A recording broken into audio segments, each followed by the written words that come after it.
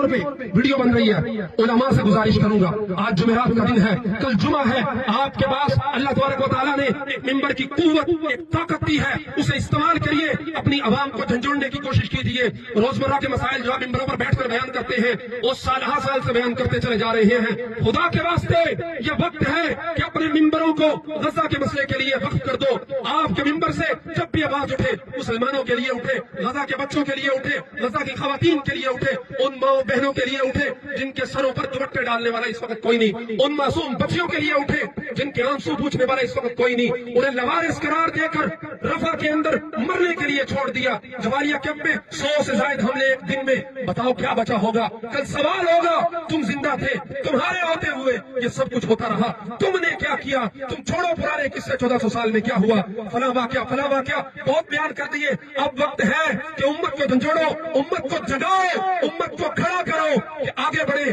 یہاں آئے، اپنی سطح پہ جہاں جو ہو سکتا ہے حکمرانوں کو کردار ادا کرنے کے لیے مجبور کریں۔ خدا کی قسم، اگر کل پاکستان کی لاکھوں مساجد میں سے ہر مسجد کے اندر صرف غزہ کی بات ہو، صرف رفح کی بات ہو، خدا کی قسم ہر مسجد سے 10 لوگ بھی نکلے اور یہاں آ کر بیٹھے، اسلام آباد کے اندر تل دھرنے کی جگہ نہیں بچے گی، اور یہ حکمران مجبور ہوں گے کہ آگے بڑھ کر سقوط غزہ سے بچائیں مسلمانوں کو، اور غزہ کے رفح کے اندر محصور 15 لاکھ مسلمانوں کے لیے اپنا کردار ادا کر سکیں۔